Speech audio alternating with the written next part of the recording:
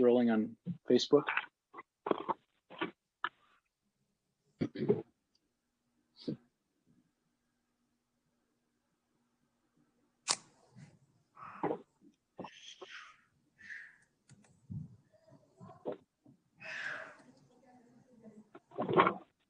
Okay, good evening, everyone. Welcome to the Bath Charter Township Planning Commission meeting. I'm going to call to order this meeting.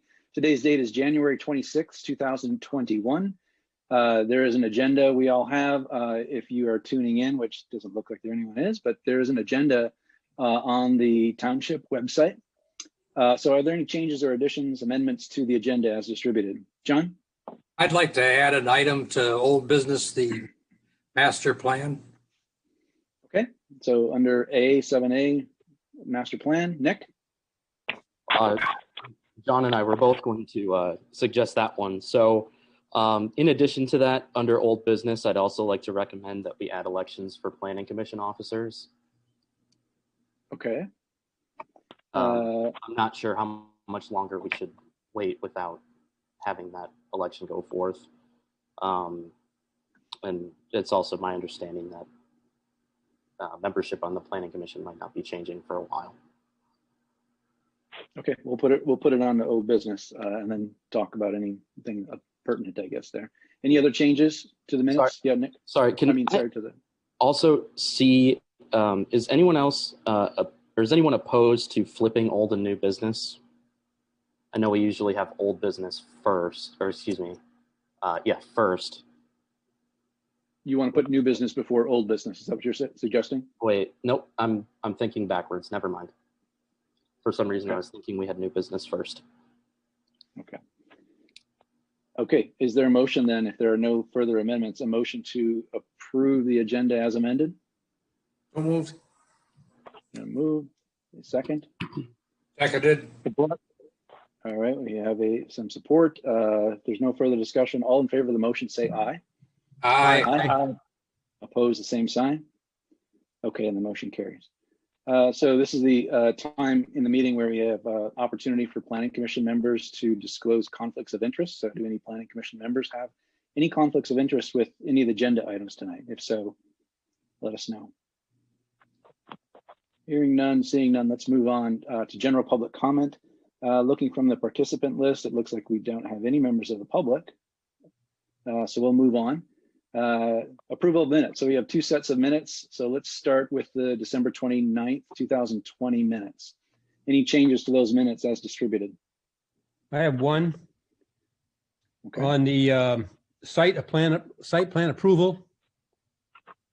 He's got John listed twice and I'm not there at all. Becoming a little too good at accidentally listing someone. That's all I had. And that was the Sunrise Forest approval? Yeah, the site plan. Okay, thank you. Thanks, Ray. Any other changes? If not, is there a motion to approve the minutes as amended? So move. So move, support. We have a second by John. All in favor of the motion, say aye. Aye. Aye. Okay, opposed, the same sign. And those minutes for December 29th have been approved. Let's turn to the minutes of January 12th. Any changes to those minutes? I move they be approved as written. Okay. Seconded. Second by Stan. All in favor of the motion, say aye. Aye. Aye. And opposed, the same sign. And the January 12th, 2021 minutes are approved. Okay. Communications, Nick? Yes, so I do have two things. Actually, I guess just one thing because we'll be talking about the comprehensive plan. So, of course, Jason and I were sort of tasked with being in charge of the subcommittee.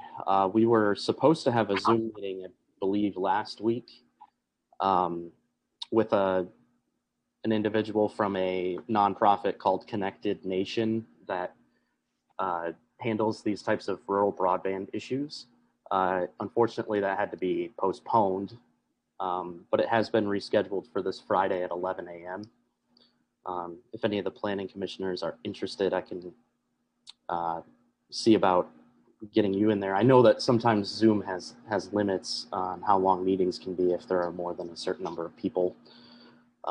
and I certainly don't want to impose a cost on the nonprofit to have an expanded Zoom meeting.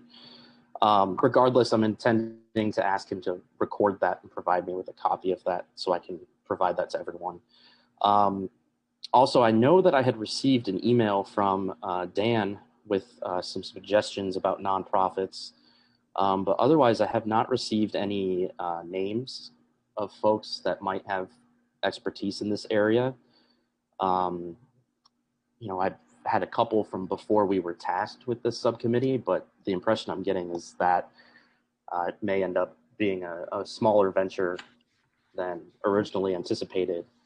But based on the amount of information that I've found, I'm not sure that that will be an issue. I think we'll be okay with that. Yeah, we'll talk about comp plan later. So that's it. So Nick, the plan is still though to have a special meeting so that we can get anyone willing, an expert in this area, to come and talk to the Planning Commission, or are you and Jason sort of doing that sort of groundwork with Zoom meetings and reaching out kind of one by one? How's this? Well, so far the only nonprofit that has replied was that Connected Nation. Okay. And it sounded like he wanted to stick to business hours. So, okay. I tried to be flexible with him on that. A special meeting would be nice, but I know we had talked about previously, I think coordinating that many people might be a bit of a challenge. Yeah, it might be. But I and maybe others are willing to do this during the day if it works out for people, and if it would be more convenient for anybody that we might invite. Have you, we talked about this last time, but has anyone reached out to some of the ISPs around to try to see if they might want to provide their perspective? So I think one thing that we can do next, there's a number of individuals, I know of 4 who are interested in participating on the committee. One of the things that we talked about was sending out a communication via social media of requesting people who would be interested in serving, who may have some expertise. And so I would hope that communication goes out soon. And then, with the challenges of bringing folks together because of schedules, starting off small, with those who would be interested, and then snowballing recruitment based on their connections might be a worthwhile enterprise. I see these as 2 different issues, though. So I don't think these preliminary meetings are necessarily the assembly of the committee. I think I would just like to learn some things, right, from people that know something. So whether they eventually serve on the committee is irrelevant in my mind. So the only caveat I would say is that making the connections to the ISPs might be a little bit easier if we have people who have inside connections. And so one is in service of the other. Okay. It's my understanding that one thing that Connected Nation does is they do serve as the middleman between communities and internet service providers. So, like I said, my understanding is he'll have contact information for some of the internet providers that service our area. So the other interesting, link, or relationship that we might want to cultivate are surrounding townships that have sponsored a community-supported broadband. And I think some of the links that I provided in my email to you, Nick, gave us some communities nearby who have set up such a community-sponsored or owned network. So it'd be great to get their perspective on why they went that route and how they did it. Okay. Eagle, there was 2 out in the western part of the Tri-County area. Eagle, and I'm forgetting the name of the other, Danby or something like that. Both very small communities, but both are noted on the, whatever that nonprofit website is for community-supported broadband.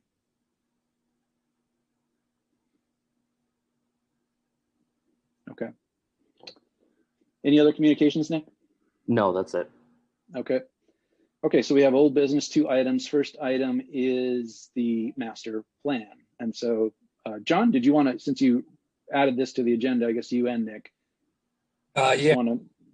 Yep. We've Go ahead. kicked this around for quite a while, and I think it's to the point where we need to turn this over to Taylor and have her do some wordsmithing or whatever you want to call it to improve the language, to condense it and make it a little more readable.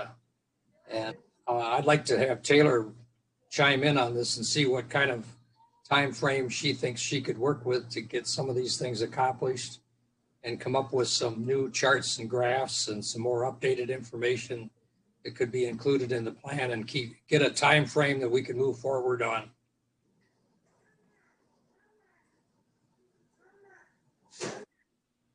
So Taylor, since he noted you, you might want to comment. I mean, I know at this point you have graciously offered to lend your design expertise to the master plan.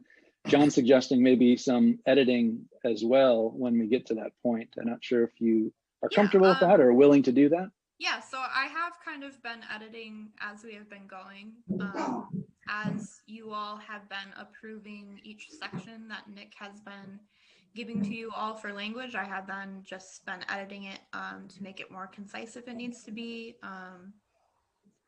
sentence structure, stuff like that. So I've kind of already been doing some editing with that. And I'm happy to continue doing that as you all continue to approve each section. And then of course the design part, and I do have an update on that as well. George provided me with contact information for a friend of his that does contract design work. And I spoke with her a few weeks ago, maybe 3 weeks ago. And she is very interested in assisting with this. So she would assist me with some of the design work just to kind of take some of that workload away from me. And she's willing to do it for a very reasonable price. So that is something that the township would be able to absorb.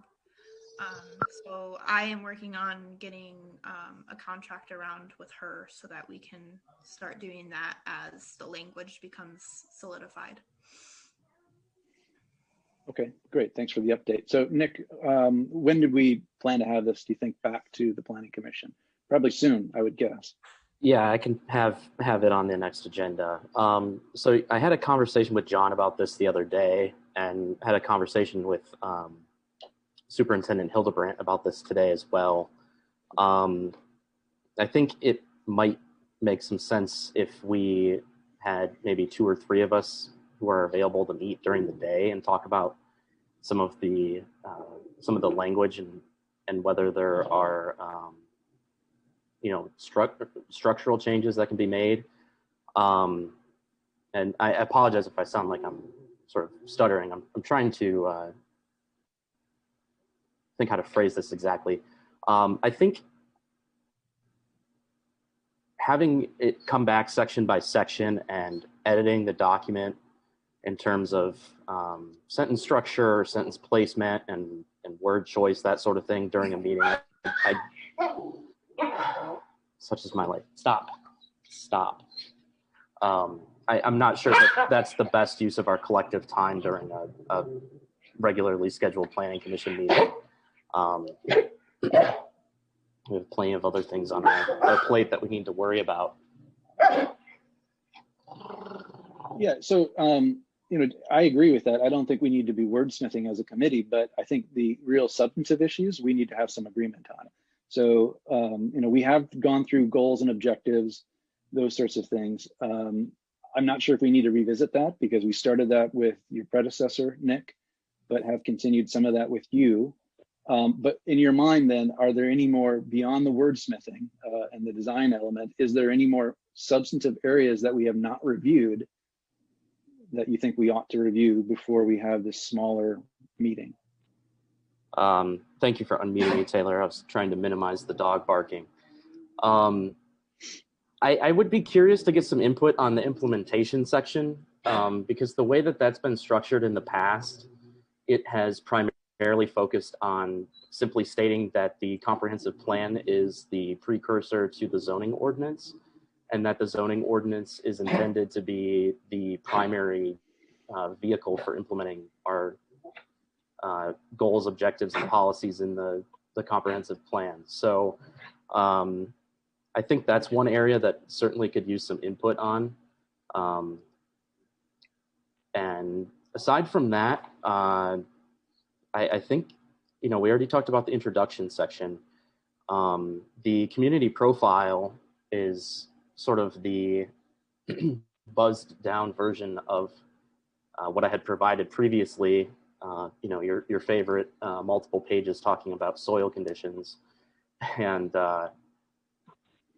things like that, sort of narrow that down to really focus on the facts, and these are the demographics of the community, and this is how it's changed over time.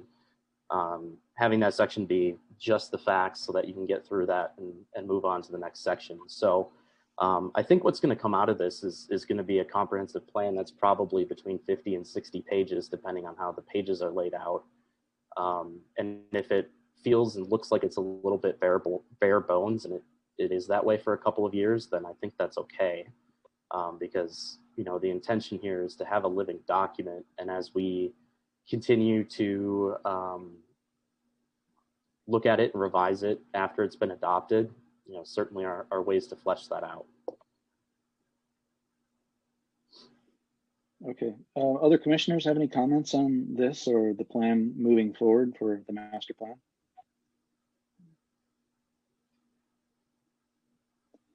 So the plan would then be to bring it back to this committee, maybe next meeting. And what is the sort of action or that you would like on the master plan at that meeting? So, again, I think getting input on the implementation section and how we can maybe make that more actionable would be helpful. Aside from that, I'm not sure that there's much more really for us to discuss. Certainly there was a lengthy draft that was provided to me when I started the job, and I've tried to do my best to tweak and chip away at that and rephrase things like that so that it is a readable, usable document that hopefully anyone who picks it up will not fall asleep while they're reading it. Because that's the goal, right? We want the whole community to be looking at and using this. So whatever we can do to avoid the government notoriety of government documents being dull, I think for the comprehensive plan is a good thing. Okay. So then if it's on the agenda for the next meeting, maybe we could put the entire master plan in the packet, just so we can see the latest version, but maybe concentrating on the implementation element. Sure. Yeah, I'll warn you in advance. It's, it looks choppy because it's intended to be bare bones so that Taylor can plug it into the template, but I'll provide the whole thing. Okay, great. Anything more on this item? Okay, so let's move on. So the second item that we added under old business is the election of officers. Quite honestly, I don't know if there's given I'm in limbo sort of. So I'm not sure what that means exactly. Maybe it means nothing. I'm willing to stand as chair again, but as I say always, every year, I'm willing to let someone else take a crack at it too if they would like to. Perfectly happy to do that as well. And John, I don't know, we haven't talked, but if you're willing to stand as vice chair or if you've got other ideas. Oh, I'm fine with that. I was just going to nominate you as chairman. I have a recommendation. Yeah, Stan. I think both Dan and John did an outstanding job last year, and I would hope that you both can stay on as chair and vice chair. Thank you. Should I make a motion? And should I do? Yeah, eventually. It's more like a nomination for this. What's that? What's that? It's a nomination kind of thing at first, normally. Yeah, not a motion, right? But you have to nominate, I guess. Mm-hmm. I nominate Dan and John as chair and vice chair, respectively, for the year 2021. And Jason, did you have a comment? I just wonder if we can make officer, name officers who are not yet reappointed? Yeah, I know. That is my concern too. I don't know. I mean, I would recommend postponing the nomination process until the next meeting.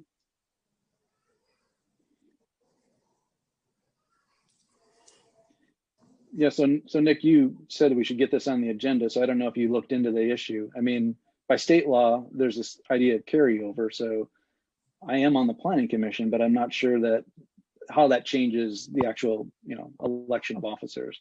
Anybody have any insight that I just don't know. I would be tremendously surprised if you were not reappointed on Monday at the next board meeting, just based on what I've heard. Well, that being said, that still doesn't maybe change the situation tonight, right? Since I am not reappointed yet. So, I mean, if there's no harm, we can wait and do it at our next meeting, unless others have some particular insight that you think we could just go ahead today. John? I don't see any harm in waiting until the next meeting, and then we can confirm that you've been reappointed to the planning commission. Okay. There you go. Any other comments on this before we move on? Okay. Thank you for the nomination, by the way. Thank you. All right. So new business. Let's start with the architectural standards ordinance. And my understanding is that Ray has put in a lot of work on these two things, which thank you, Ray, right off the bat. Welcome. And so I don't know if Nick or Ray, you want to introduce us to what you've included in the packet for us? I'll hand it over to Ray. He's the one who. All right. What I did for this one is I just made amendments to the site plan review, Article 10, or Article 20, actually. And hopefully you've all got copies of that. And I did send out an email late this afternoon adding one paragraph, and I don't know if anybody had a chance to open that or see it, but. Got it. All the changes are really in the first 3 pages of this document. I sent the whole thing, but I should have just sent you the 3 pages. Everything is highlighted in bold are the additions. There was only one place where I took anything out, and I just made a change there. But basically what I tried to do is most of these comments came from the Canton Township ordinance, both this and the landscape one. I looked at others. I looked at Plymouth Township, I looked at DeWitt Township and Meridian Township, and I really like the Canton one the most. One thing about Canton is that, getting off subject a little bit, the landscape ordinance is like 17 pages. I trimmed it down to 3. I didn't think we need to have quite as much as they've got.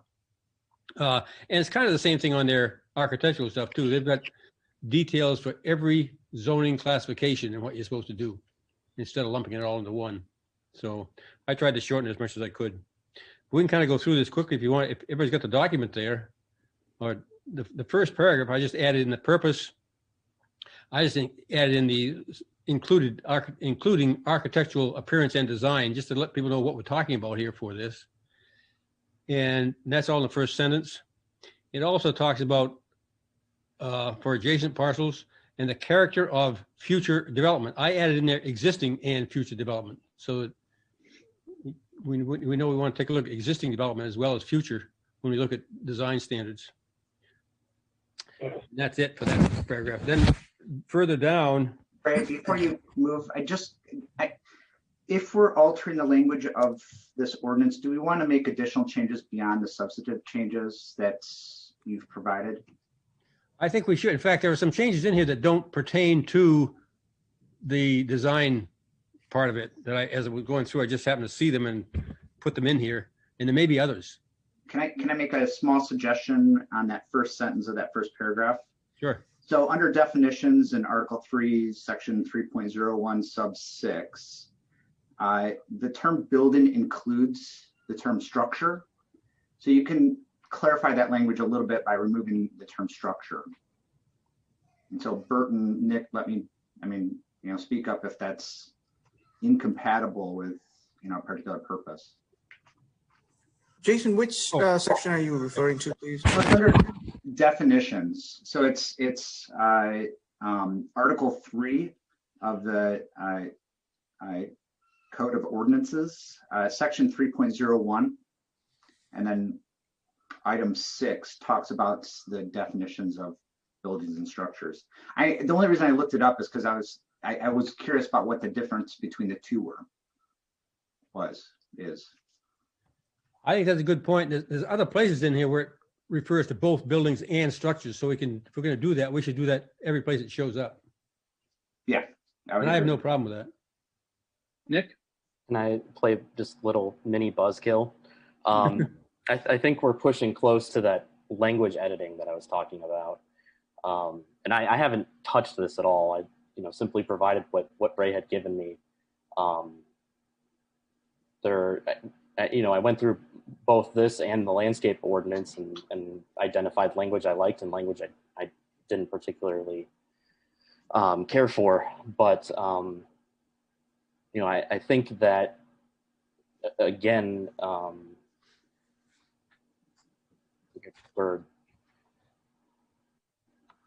So I can make a recommendation here is, if we're not going to focus on copy editing or wordsmithing, perhaps that could be done prior to the document being sent to us.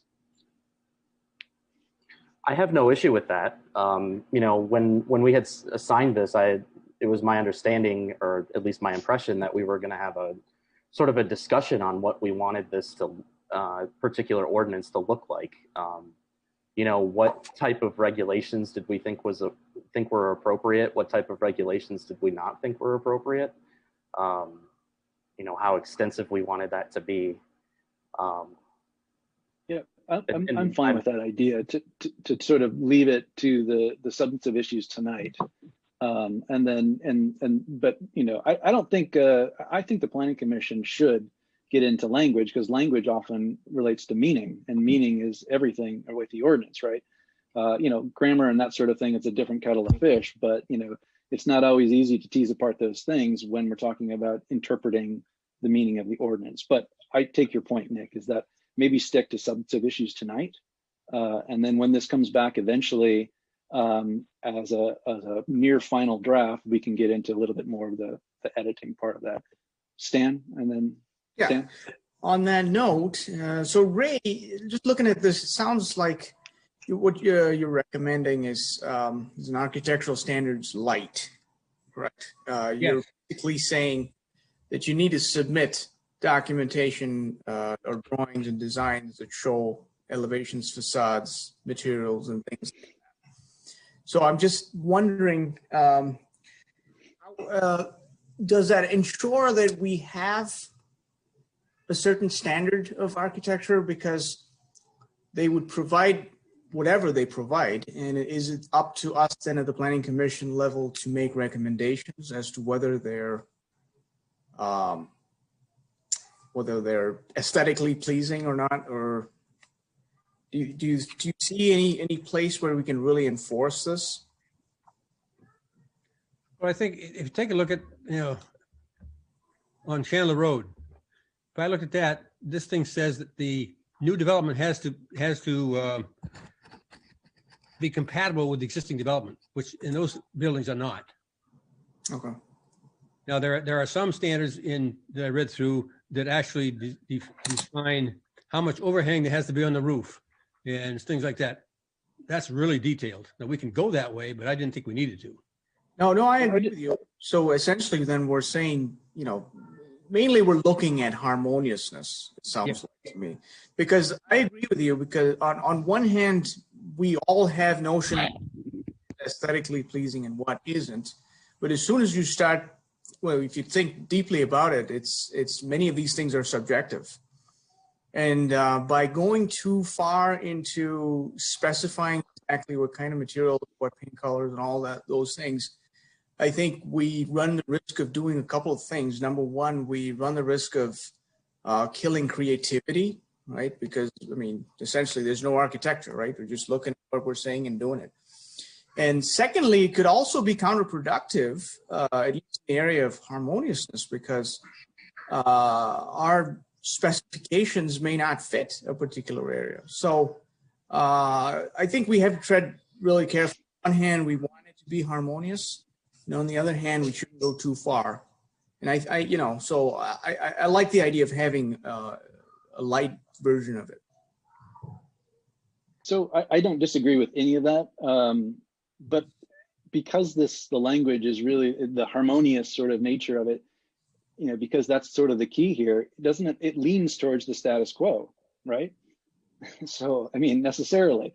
So that means that if someone looks around and looks at Noka Lofts, hey, if Noka Lofts was cheaply built and using inferior materials and designs that are not so great, there is nothing about the harmonious sort of nature that we could object to say, hey, elevate your game a little bit here. We know that Noka Lofts is, it would be harmonious with Noka, but that's not necessarily what we desire here. So where do we get that? And I really appreciate the point that you're making, Stan, but I know that other townships have tried to walk that line, between trying to raise standards, but still not trying to kill creativity. I guess when you start talking about Noka Lofts and harmonious, I wouldn't say we want to be harmonious township wide. We want to be kind of harmonious in type of structure within a certain area. Now, if somebody wants to come in and build a building similar to Noka Lofts and they want to use that as an example that we didn't make that harmonious, we can say, well, that was before the ordinance. We're not going to grandfather it in.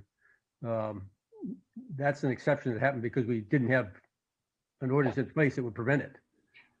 But what leverage then do we have to say, to sort of push upon them or incentivize them to have a higher quality product if it's not the harmonious clause in our ordinance which they can react to? Well, that's a good point. Now, I in the ordinances I've looked at, I can find things that would do that. In fact, I can do that and give you some examples for the next meeting. Yeah, I just like a sense for how, and Stan put it perfectly, how you walk that line between trying to elevate the standards of architecture in the community, but not imposing unduly on people and stifling creativity. And so if we can get some examples of townships that have tried to do that, I think that would be helpful. Stan? I do actually have an example. So there's the city of Meridian, actually, in Idaho, that they created a whole manual of architectural standards. And I think they've done a reasonable job of trying to walk that fine line, because they don't go outright and say, well, you can't use the color yellow or whatever, but they go as far as saying things like, I'll just read out an example here. Incorporate at least one type of modulation in the facade plane, right? Or there's one more that I saw that says that you should have to use at least 3 different elements in every facade, or something like that. So you're not going too much into the specifics, but you're giving some kind of a broad outline. So we could go as far as that. So here's one more. It says incorporate architectural features on all sides of the building facade. So see, it's kind of a broad standard. You have to have something on all 4. You just can't have one side that looks like the back of the building, whatever. But it's not exactly specifying, saying, hey, you got to use stone. So that would be going too far, in my opinion. Nick? Stan, just out of curiosity, the Meridian, Idaho example, is that just a design guidelines, or are those actual adopted architectural? That's adopted zoning standard. And so they've created a manual that aids in following the code, but it is adopted standards, and I'll be happy to send it to everyone. Yeah, please, I'd like to see that. I know that some communities, they are reluctant to go to the length of actually adopting set in stone architectural standards. So they'll typically put together a design guideline. But those are typically also reserved for specific districts, like a historic district, or perhaps a downtown or a main street, something like that. Another thing that I'm not sure we're going to run into this issue, because it sounds like we're trying to take more of a broad approach, but and having some conversations about this with Bert, he had expressed some possible concerns about conflict with the building code. But I don't know if we're going to have that issue if we're pursuing something that's not quite as aggressive as perhaps I had anticipated. Yeah, Bert, so yeah. So, many years ago, and honestly, I think our legal counsel needs to weigh in on this. There was a lawsuit in a community, and I don't remember where it was, somewhere on the east side of the state, where there was an implementation of architectural standards that were being enforced, and I don't know if I'm going to get this right because it's been a long time ago, but it seems like a builder wanted to put vinyl siding on a house, and they said, nope, you can't do that. It's got to be brick on the front. Well, the building code allows either. And so we have a thing called the Single State Construction Code Act. That means that as long as you're meeting the requirements of that Single State Construction Code Act, you're good to go. So I think if we paint the picture sort of broadly, you're going to be okay. But I'm sort of, what I heard from Stan a minute ago was like, I don't think you want to tell somebody, you know, you're going to build that out of stone. I think that's too far, but I don't know that you can't say, you know what, there isn't one building within 2 miles of here that has vinyl siding on it. What else you going to propose? That kind of thing. So I don't know that it would be a bad thing maybe to let legal counsel weigh in on that. I know it was precedent setting, but I can't remember. I don't know enough about it to remember to advise you. Obviously, that case that you're talking about, they weren't in a homeowners association, because homeowners associations do that all the time. Absolutely, they do it all the time, but they're not government. Well, they're quasi-government. Yeah. In some respects, yeah. Mm-hmm. Just throwing that out there. Yeah, great. Well, just on a broad thing, when I talked to Meridian Township, I found out that East Lansing, Meridian Township, and the city of Lansing actually hired a consultant a couple of years ago to take a look at the Grand River Avenue corridor from Lansing to Meridian Township, because there was big talk about a big project there back when I was still with Meridian Township, actually, so 5 or 6 years ago. And what their goal was is to come up with a design that would make that entire corridor somewhat uniform in look. And it's a 25-page document that talks about design, lighting, parking, landscaping, all kinds of stuff, street design guidelines. That's very detailed. It has not been adopted yet either by anybody, so I don't know if it ever will be. But that's out there too. Nick? Yeah, well, and I'm glad Ray that brought that up, because, you know, in contrast to what Bert had said, my mind immediately went to form-based code, right, which is focused primarily on the form, and you know, there are regulations in more in communities that are more interested in having large number of regulations. They even can go so far as regulating color or building material, things like that. Certainly, I don't think that will get there here, nor do I think we should. But that's why I was so interested in what Bert had said about that court case and possible conflicts with the building code, just because those two things sort of seem in contrast with one another. Mm-hmm. Stan? You know, Dan, to your earlier point, I was just thinking to use an example of our MSU's art museum. Now, we have two broad philosophical issues going on here. Number one is it harmonious? Number two, what is the quality of the materials?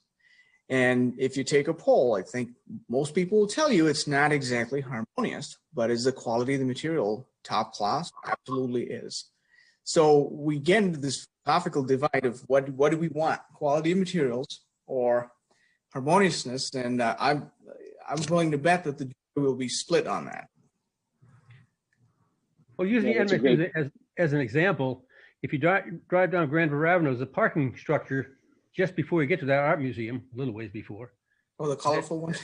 Well, no, not the colorful one. The one it's brick, and people that don't know that's a parking garage probably drive by that and don't think anything about it because it looks like an office building. Yeah. You know, but then there are other parking decks, some in Lansing, that look like parking decks. And so it kind of depends on what we want Bath to look like. And I think one of our difficult problems is going to be when we come time to develop downtown. If downtown is going to stay where it is now. I mean, what's harmonious down there? Nothing. That's all single family homes and pretty run down. I mean, so I think that's going to be a challenge when it gets ready to do something there. But I guess another example with the art museum, that's a single purpose building that is not necessarily going to fit in with anything. And so there's going to be comments about it. But then take a look at Kessler's development out there for the food bank. That's way back off the road. It's a big structure. You're not going to necessarily make that look like the apartments on Chandler Road, the nice looking apartments on Chandler Road. So I think it depends on what the purpose of the building is also, and where it's going to go. So I think it's why I try to be somewhat general, because it depends on the land use as to what we want the architecture to look like. And I don't know if anybody's had a chance to read that last paragraph that I sent out, but that one talks about the development shall be designed, constructed, operated, and maintained so as to be harmonious and appropriate in appearance with the existing or intended character of the general vicinity, and that such use and design will not change the essential character of the area in which it is proposed. Which I think Noka Lofts does change it. Yeah, I appreciate Stan's point though. I mean, I think that is a really good, you can't do anything too creative if you're always being harmonious, I think. That's true, but right? then I hope we don't want to be as creative as the purple buildings in Lansing. Yeah, You're right. So there's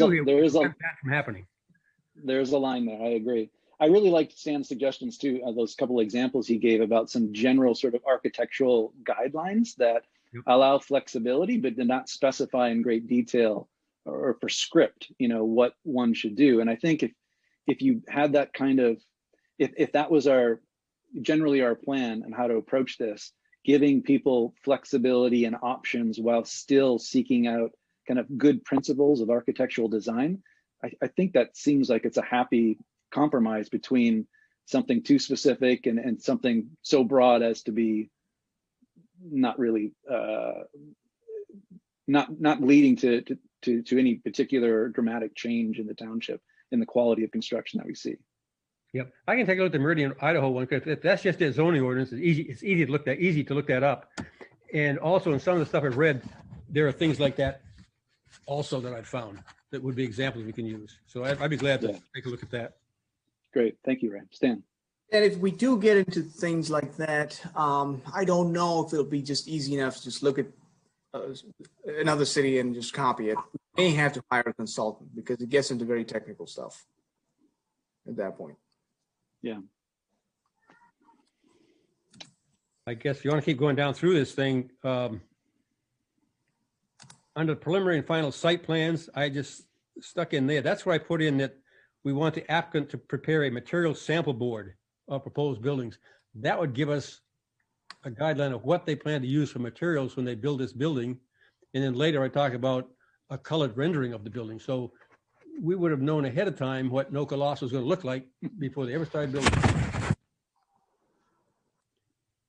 So going on, I talk about that the site plan has got to include building facade elevations drawn to a scale, elevations of the proposed buildings, showing building materials, roof design, projections, canopies, and all that good stuff. And then a colored rendering of the typical building. I have a question I want to pose to Bert. So I think this is a good idea, this sample board of the building materials, and obviously I would think it would display the colors as well. To pose a hypothetical, if someone came in and was proposing a commercial building, we'll say, that was a by right use, I'm struggling to really determine if we would have any ability to say, you want to paint your entire building neon green, please change to a different color. Do we actually have the ability to tell them that they need to change the color, or is it solely a suggestion or a friendly request? Well, as I'm sure everybody on here knows that if an applicant meets all of your site plan requirements, you don't have a basis to tell them no. And I think Nick was referring to a use by right, not approved by site plan. But a use by right would require site plan approval by you guys. Okay. Right, and that's why I asked about by right versus a special use permit. So if it was a use permitted by right, it would still require site plan approval and submittals, and it would come to you guys. And if you go down each line item by item, and they meet all the criteria, and you just flat hate it, you're still supposed to approve them because you don't have a basis for denial. When it's a special use permit, well, now that changes the whole game, because now you do have the ability to deny or approve with conditions and that kind of thing. So Nick, you're right on it. So if you want specific standards that's going to apply even by a use permitted by right, I think you guys are on the right track.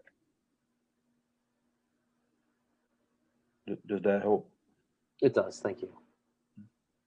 I guess the question becomes is how can we control color so we don't get fluorescent green or purple buildings? I would think you could interpret harmoniousness as under color, right? So if that's brought into the site plan, we always consider it with a special use permit, right? But if it's brought into the site plan, I think that gives us lots of flexibility. It does. Yep. You can just simply say, no, you don't meet item J because it's not harmonious, and you're denied unless you want to come up with a different, I don't know, we'll call it color, I guess. Different color. Sure. Okay, continue on down through this in section 20.03B 4F. This does not have anything to do with the design of that. It talks about what we want on the site plan. It says they've got to include existing significant vegetation.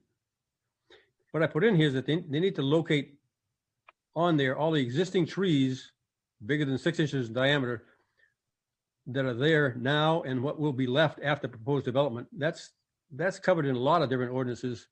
If people want to know what are they doing to save the existing trees, you know, the only way we can find that out is to make sure they locate all the larger trees, which would take a survey by somebody.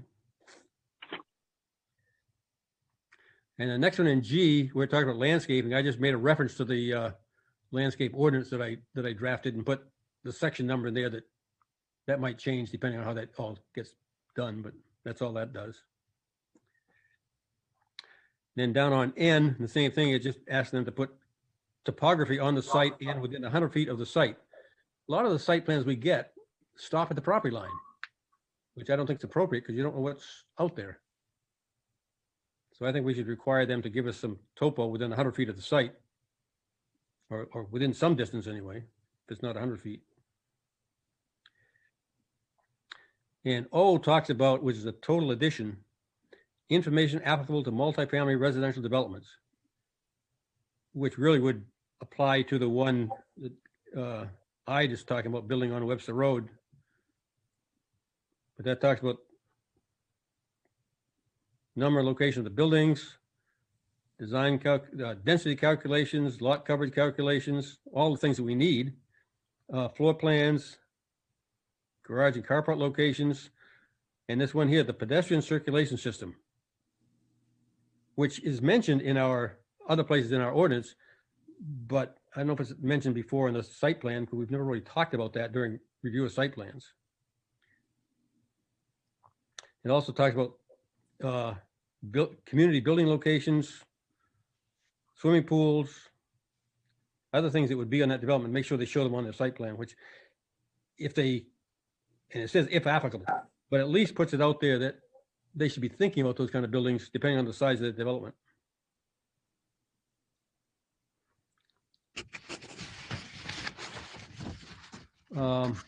The next one, Nick, is kind of, I want you to look at this one, is 203, 20.03C, the Planning Commission review.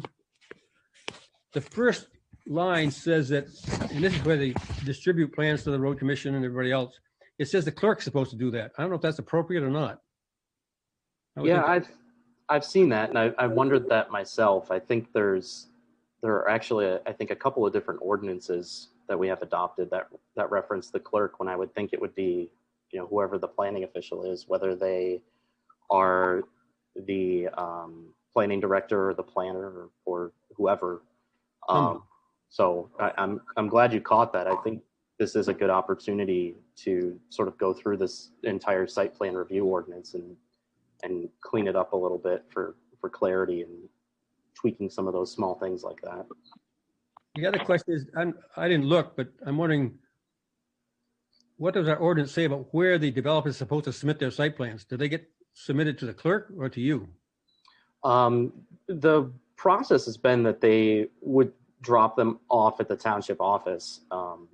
You know, it doesn't matter if I physically am handed them or if they Right. simply drop them off at the front desk, but they would certainly go directly to me. And so I do see that point, because you're talking about C.2, right, where it says the clerk shall transmit the remaining copies. Yes. Okay. Yeah, I personally would think it makes sense for it to say planning official there as well. Or maybe just take that paragraph out altogether. If they're submitted to you. Oh, no, it'd be to you. Yeah, that's right. The planner will transfer them to the planning commission, right? Right. So I think ideally, once we do get back to in-person meetings, it would be the case where copies for all of the planning commissioners would be available in the office. And, you know, in extreme circumstances, I certainly wouldn't mind driving out and dropping it off to someone. But yeah, the clerk wouldn't really be involved, at least in my opinion.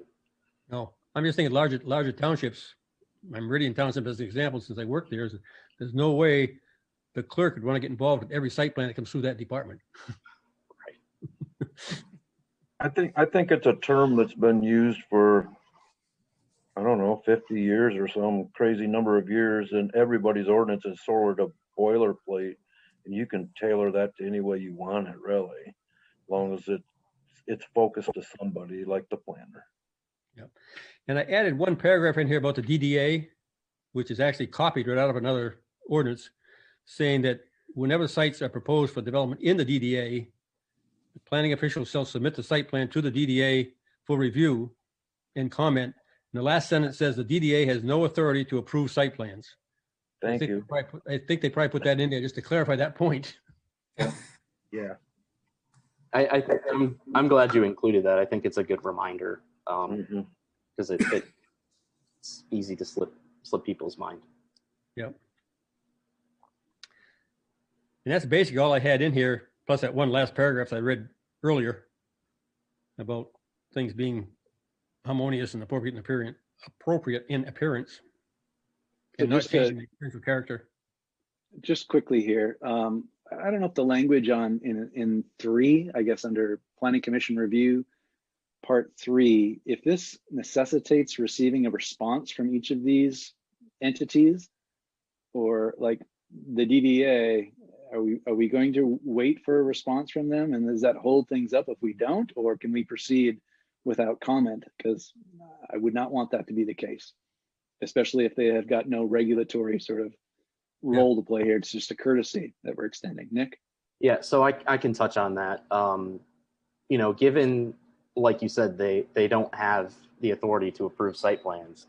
You know, ideally we would get input from them if we gave them a site plan, but you know, I think a perfect example is when Mr. Ide brought Autumn Harvest before us. You know, we did give that to the DDA and didn't get any feedback. You know, and I would think that maybe the members at that time only felt comfortable sort of coming up with collective feedback in a meeting, and they didn't have the members for a quorum to actually formally meet.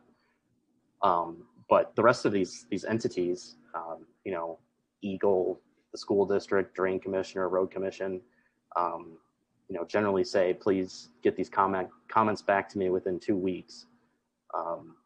So I think it is sort of broken into 2 classes, those that we need that feedback and those that we would like that feedback, but it's not going to hold anything up. And And I think primarily the DDA is the one that falls in that category. It'd be great if we got feedback, but we're not going to hold up a site plan because we haven't heard anything. So do you recommend keeping the language that we have, or do you think it needs to clarify that second category, as you said?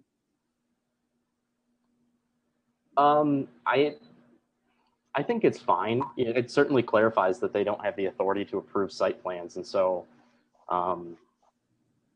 you know, I try not to make assumptions about down the road, but, you know, I certainly know that the site plan is not going to be held up because of them.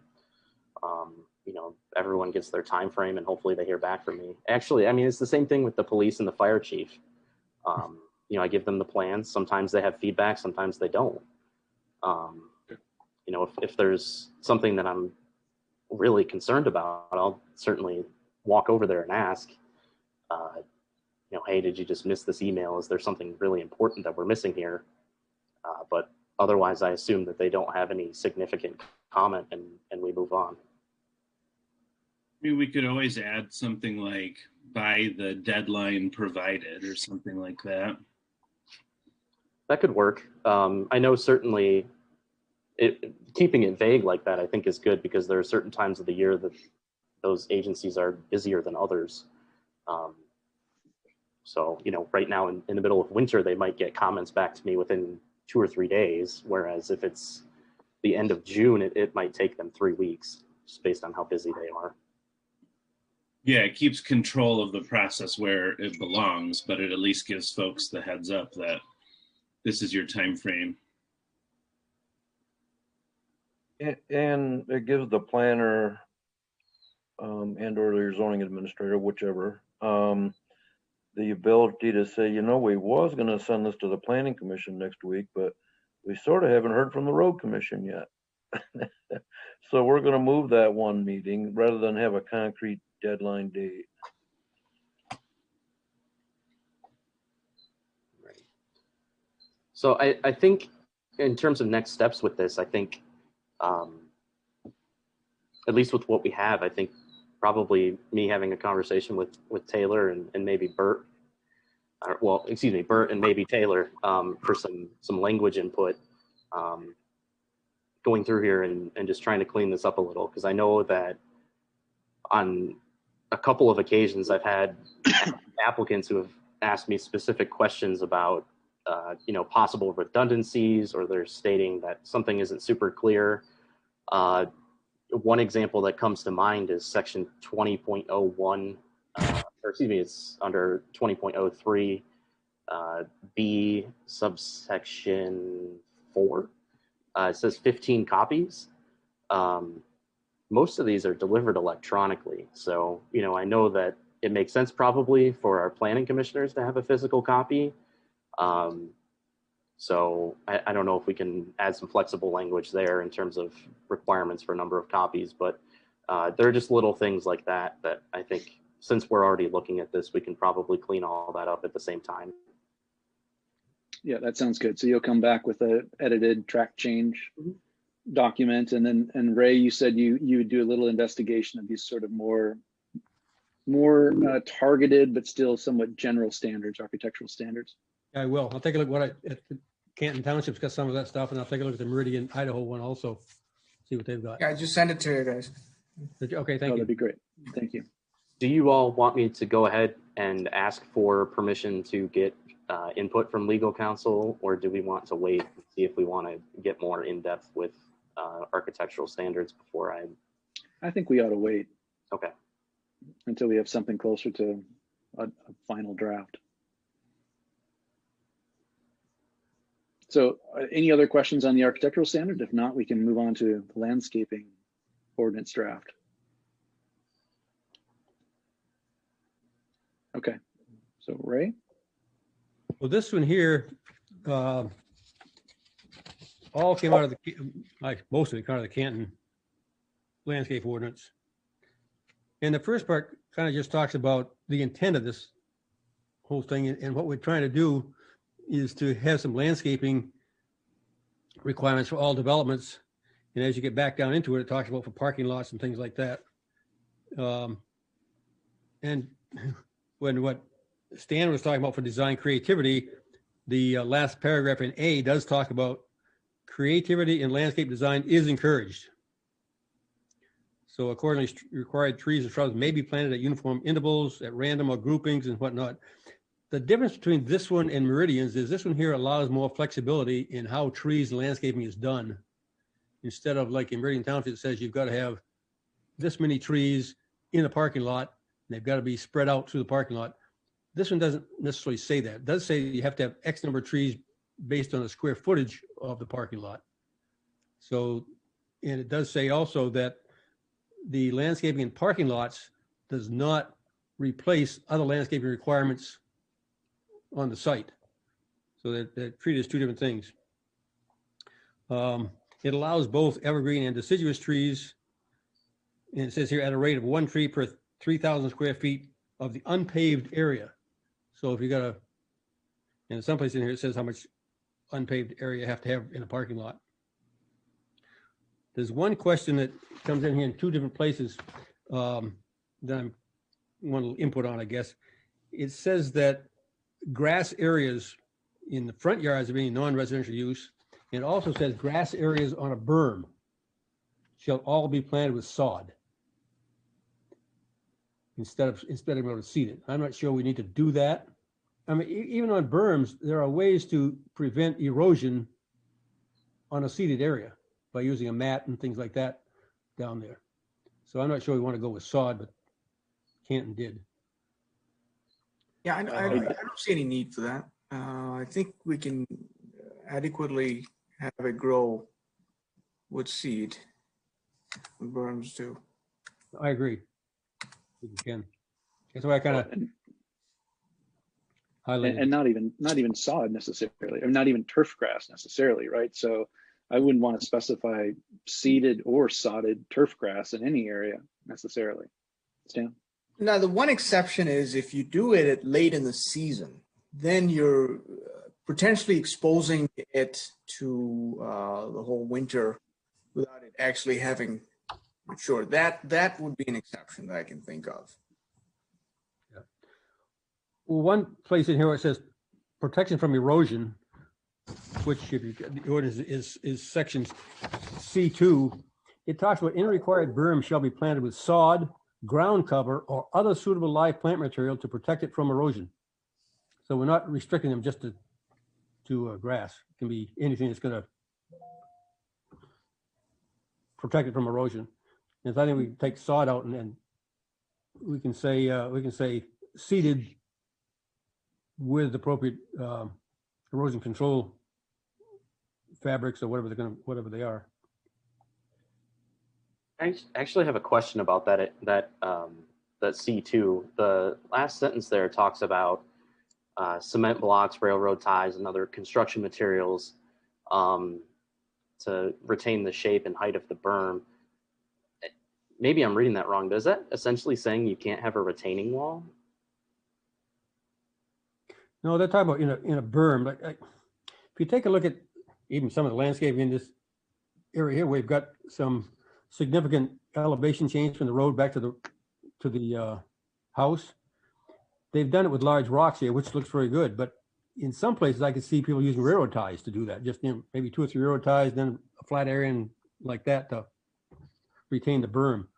I didn't read that as prohibiting walls. There's a certain section here that says when a berm is required, and I have to find that.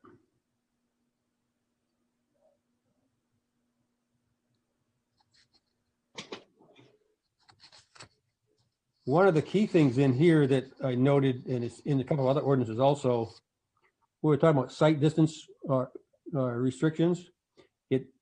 In interior parking lots and also at corners of driveways and roads or street intersections, it says that there cannot be any cross visibility problems between a height of 30 inches and 6 feet. So in other words, they can plant trees, but they've got to be trimmed up at least 6 feet.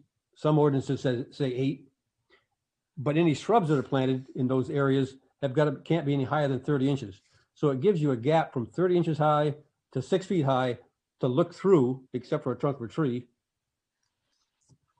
for visibility.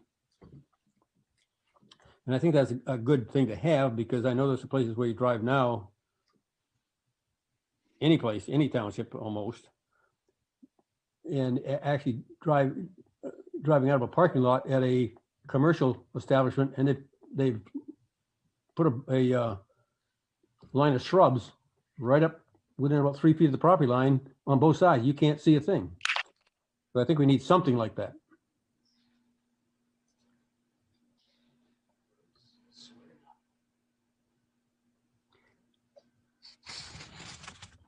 I think on this thing here, I guess I'm looking at it to have people, when they've got time, take a look at this and really give me comments on what they think about what we've got so far, and see if we've got too much in here or we need to have more details in here, because there are a lot of details that can be added. So Ray, so this would hold for any site plan. So I'm thinking of a residential development, and is the intent here that the landscaping ordinance would pertain to all the public common elements of that residential development? Is that correct? If a single family home, it does not pertain to single family homes. I think it's someplace in here says that. Is it? Okay. But all the boulevards, if there are boulevards, all common spaces, public spaces. Yep. Okay. It also does, if I'm reading this right, would pertain to driveways from homes where they intersect the street, is to keep any landscaping. I think it's a 10-foot by 10-foot triangle for each driveway. So from the edge of the curb back 10 feet, and from the edge of the driveway out 10 feet, that triangle couldn't be planted with anything that's going to restrict visibility. Okay. So when you're coming out of your driveway, it does impact that, but it does not regulate what kind of landscape you have to put on your single family home lot. Right. Okay. Jason, you had your hand up, and I think Nick did too. So, I mean, would this apply to agricultural uses? I don't think so. I guess we need to make sure that it doesn't. I mean, I would just ask that there is an exemptions area that clearly specifies that agricultural uses and single family residential uses are excluded from the scope of the language here. Yeah, I'll see what I can find on that. Good point. Nick? Yeah, I thought it said that somewhere, but I think it does. I didn't read this. I was gonna say I'm not seeing it now. That was my main thing. The other thing is, you know, in terms of the site triangles, I think the road commission, just by basis of their rights of way, already has the ability to, you know, if there's obstruction in the site triangle at say a T intersection, I think that they're permitted to clear that to promote that visibility. You know, and actually might even say that within our ordinance somewhere. You know, I certainly ran into a couple instances this past summer where folks had either planted something too close to an intersection, or an existing plant was overgrown, blocking a stop sign, for example. And I had to go and say, you know, it's a nice plant, but I really need you to cut it down because you can't see the stop sign. I believe it's section 15.09 that covers the obstructions. Thank you, Jason.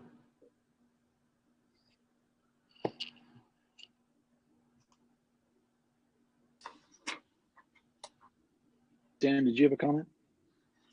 Yeah, I mean, so to Jason's point on exempting single-family homes and agricultural, I think that makes sense. But we could just have exemptions of certain zoning districts and say it doesn't apply to zoning districts, rather than specifying the use. I think that would be a more efficient way to do it. Sometimes there may be agricultural uses that exist within different zoning districts. Makes sense. A zoning district can allow, with a special use permit, things that would need to have some kind of landscaping. So Ray, one thing that I would like to see in here that I don't see so far is some requirement for native species. That's a So good that's- point. Yep, somebody else brought that up, the native species and trees. In fact, a couple of the ordinances I read actually have a list of prohibited trees. And they give a reason why this list of trees is prohibited, that they're soft, they break easily or whatever. That may be something we might want to add, is to say, and they say on any property in the township, you can't put in certain types of trees. Mhm. Nick? Should we go a step further and say we need a certain percentage of trees to be native and a certain percentage of bushes to be native? Yeah, the way I've seen it before is percent cover, but I think or percent plantings, that might work too. Right. And I've seen other ordinances that reference some some document by an organization that'll list Michigan native species, so that might be helpful too. Nick? Yeah, I know I think it's the city of Ann Arbor has a list of recommended native species. I'd also read an article a couple of months ago talking about the fact that a lot of communities are encouraging the planting of primarily male trees. I know a lot of people probably might think I'm crazy for saying that, but it does lead to sort of the difference between pollen or fruit, and they try to avoid the fruiting trees, obviously, because it dumps the fruit on the sidewalk and it rots or it stinks or it looks bad, versus the pollen. And it was a really interesting article. I'll see if I can find it and email it out to everybody. But I do know that there are some resources out there as well for native species. I think I have a couple of them saved that I can pass along as well. There's some other things on these trees too. I think that I've seen some things that say that you shouldn't have all one kind of tree. Like the ash trees, with something coming and killed them all. So I think that may be something we want to look at also, is a mixture of trees. And the other thing on street trees, I think, I'll check with them, but I think Ingham County has a list of approved street trees. We may want to have something, although, and I'm not sure I've got it in here. I think we should have something in it that says any tree that is planted along a street when the sidewalk has got to be trimmed up to a certain height so that people can walk under it and trucks can drive under it on the street side. I may want to add some of that in here also.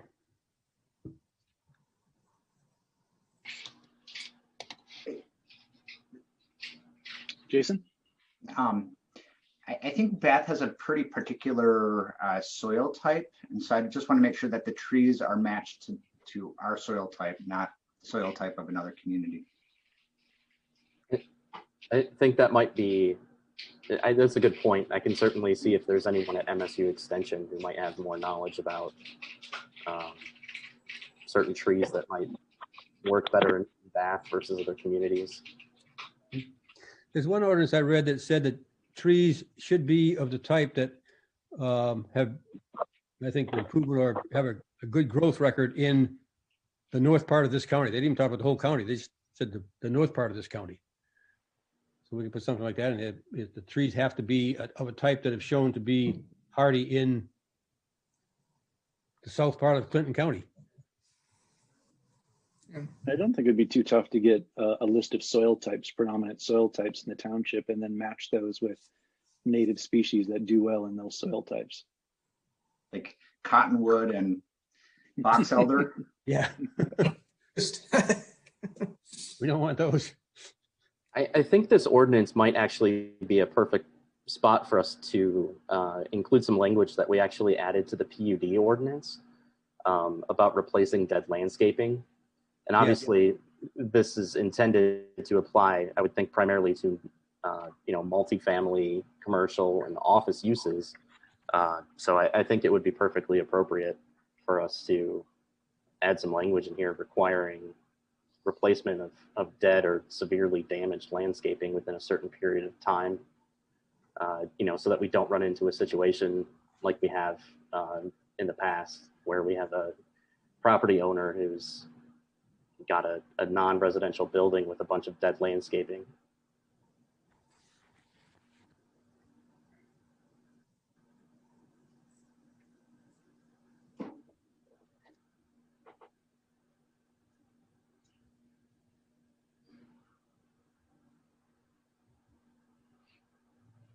I have some input. Yeah, Chair. George. Mhm. Sorry, I'm having trouble figuring out how to raise my hand. You could also check with the Clinton County Conservation District or maybe even the Ingham County Conservation District also might have some type of information from working with local farmers or other people in our community. I know they do get into our community, and they have a good listing of trees, soils, suns, all that stuff too. It's a good idea. And I'm sure they would love to have input in our community. Yeah. Seems we're in Clinton County. This is great, Ray. So I don't know if there's other input, but so we'll bring this back, I think. And then, so Ray, if you need any assistance in any of these suggestions, I'm happy to help out too, but chasing down some of these references and, but then we can bring it back, I guess, to extend our discussion on some of these issues. Is that okay? Yes. Okay. And then maybe take the same thing here. I mean, stick to substantive changes, but eventually get into some of the more wordsmithing at a later meeting. Any other comments on this before we move on? Or Ray, did you have anything else that you wanted to No, I don't think so. direct us to? Okay. I mean, I think I want to put more in here about street trees. I, looking through this, didn't really see anything that talks about that street trees are required. I know there was one ordinance that says that street trees are required and you can't have a street tree closer than X, I think it was 3 feet from a curb or a sidewalk. I need to take a look at that too. Yeah, I'd agree. I think that should be in there. Could George? and yes, could we also maybe check into something like, I know in town they have trouble with like the trees where we've had rentals where the trees grow into the sewer lines. So if the impact is close enough to impact that, we should, if we can address it. I know they sometimes just plant them along there wherever, but that can be an impact on the sewer. If they're planted within a. It definitely can And, be. And I know one of the ordinances I read talked about that, having street trees of a type or trees of a type that would not have a root system that would go down to the sewer system. And I know there's always been a concern about when you're putting street trees in, where are they in relation to a water line? Because lots of times they want to put the water line right behind the curb or something like that. And Right. one community, well, actually Meridian Township, we finally went to a thing that said the water line will be located under the sidewalk. And the trees would go between the sidewalk and the street. The reason for that was if you got to dig up a water line, replacing a section of sidewalk is not that expensive compared to having to replace a 12-inch diameter tree after 10 years or 15 years. And that seemed Then you also have cleanup from the tree too in your streets. And then I know our county's, been working on over the last many years. They had trimmed the trees back. Now they're to a minimal tree trimming. What they're doing now is minimal tree trimming.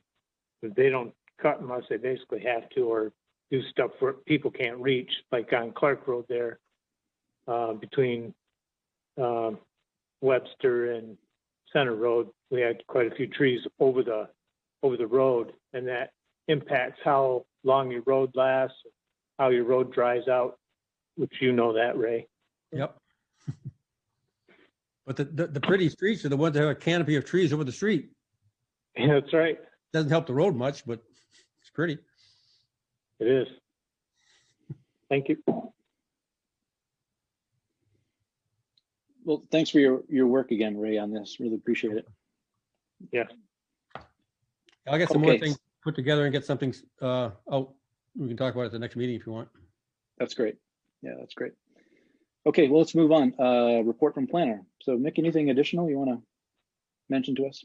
I think I've mentioned most of it. A lot of it was in communications. I do just want to say that, first of all, I think we all feel the sentiment. Congratulations to Jason for being appointed to trustees. It's always good to have a voice on there. And I I guess I want to go back to what I had said about the practicality of editing language in a meeting versus, staff doing that. I've been struggling with how to phrase this without it sounding rude. So, I just want to make sure that I didn't mean anything rude by it. I didn't mean to offend anybody. We have a lot of exciting things I think we're trying to get done this year, and I'm just trying to make sure that we're all using our time effectively and doing it in a manner that conveys that to the public as well. So anybody who took offense to anything I said, I apologize for that, because that was not my intent by any means. Aside from that, I know I had been in communication with a couple of you about a possible pre-application meeting. Westpac is looking at coming back for Noka Lofts North. I don't have a time frame for that because I don't have plans in front of me. But certainly once we get those, that will go through the normal review process. And there will be a pre-application meeting to discuss their proposal, as well as the existing Noka Lofts and some things there as well. So other than that, I can't think of anything else at the moment. Okay, thanks, Nick. As part of that initial meeting, it would be a good idea, I think, to review the existing site plan for Noka Lofts to make sure that they're on target before we have these conversations about their plans for the north. That's definitely part of the plan. Yeah. Any comments for Nick before we move on? Hey, just talking about Noka Lofts, that's going to be a challenge for us as to what's going to be compatible with existing development. Yeah, exactly. Something halfway between what was. What are we going to allow? Yeah, that's right. Because the sewer is still a problem there, right? It's my understanding that it may be. I know SCUMA had some conversation about possible recalculation in that area, but I don't have anything definitive.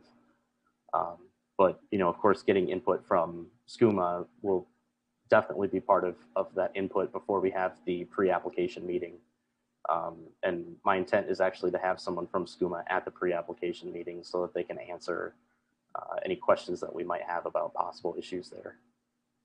So have they actually talked to East Lansing about tying into their system? Is that just not a possibility, or what? I couldn't answer that for you. I know that there is some stuff going on with SCUMA, but I haven't been given any details on it. Hopefully we'll have some more definitive information sometime soon. At that first meeting, do you think we can have the city pages come and give Noka Lofts their Eyesore of the Year award, which they noted? That's a real thing, right? We sent that out, I think. Not sure if that phrasing is right, Eyesore of the Year, but it was something along those lines. Maybe we should add that to our code, say, by no means shall you win the award for Eyesore of the Year. Yeah, exactly. All right, public comment. It looks like, again, we don't have anybody from the public joining us tonight. And so then the next is a report from the Board of Trustees, and we finally have a trustee rep. So, and we didn't acknowledge, but Ryan, welcome. And really great to have you as part of the Planning Commission. Thanks. Yeah. I'm really excited to join you all. Not a ton is happening at the board level very speedily, as you all have mentioned already, in terms of appointments and other things. We're still reorganizing. Obviously, we appointed Jason, which was a great strength, and having another member will help us to, I think, get better organized. But hopefully we'll start to get a little bit smoother here. I really encourage you all, when you have the time and ability, to either watch the meetings live or to watch the meetings recorded and give the board feedback. I think part of helping us to get our own system smoothed is to hear how folks in the community are affected by us when it's not smooth. So I certainly am always happy to take your feedback back to the board, but certainly you all have access to us all as well. So my hope is when I come to these meetings to bring you the updates on what we're working on and what we're working toward and any big decisions that we've made. We just haven't had a ton of them in the past few meetings. Thanks, Ryan. Any comments or questions for Ryan? I did just have one thing that I forgot to mention in report from planner, but I think does tie in with the board. The Board of Trustees did approve both of those rezoning requests that we had looked at back in the end of 2020. The PUD ordinance, I believe I had previously mentioned, but that has been adopted and that goes into effect at the end of next week, I believe. And the second reading and adoption of the special use permit for office uses in low density and medium density residential, the second reading for that, I believe, will be at the next meeting on Monday as well. I think it was at the last meeting too that you took up the recreational marijuana ordinance. Was it the last one or the one before? But there were a couple people there advocating for expanding the number of permits for visiting centers under the recreational marijuana ordinance, which maybe it's not a big surprise, but two different entities there. Yeah. Not surprising. That actually wasn't on the agenda, and so you know, it was sort of a mistake. Those comments on that should have. Anybody want a dog? Probably should have waited for the end of that meeting, but regardless, you know, there was feedback on that. Sunrise Forest was presented for introduction, and there'll be a discussion, and I would think a vote on that on Monday as well, for their special use permit as well as their license. And then just to add about adult use, as to when that will actually end up on the board agenda, I'm not 100% sure. We've had some more conversations with legal counsel about that. It may be on the agenda for next week, it may not. Okay, thanks. Okay, so final opportunity here for commissioner comments.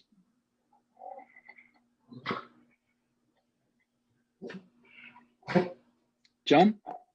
I'd like to thank Ray for the work he did on the landscape ordinance and the architectural standards. I think it's nice that we kept it brief, and I hope we can continue to keep it brief. I'd also like to welcome Brian Bliss to the Planning Commission. I think it's nice to have somebody new on the Planning Commission. Probably bring us some new ideas. And I'd like to thank Taylor Reeves for helping us with our master plan. I think she's got a lot of potential to do some real great things with it. I agree. Hear, hear. That's Other fine. comments? George? Just second that. I agree. Okay. Okay. All right. Well, if there's no further comments, then I'll take a motion to adjourn. I'll make that. Adjourn. And support. second. Do we have some? All right. I'm not sure who made the motion or who made it, but I think we got enough here to support too. All in favor of adjournment, say aye. Aye. Aye. Aye. And opposed, the same sign. Great, everyone. Have a good evening. Thanks for coming tonight. Thanks. Bye. Thank you. Good evening.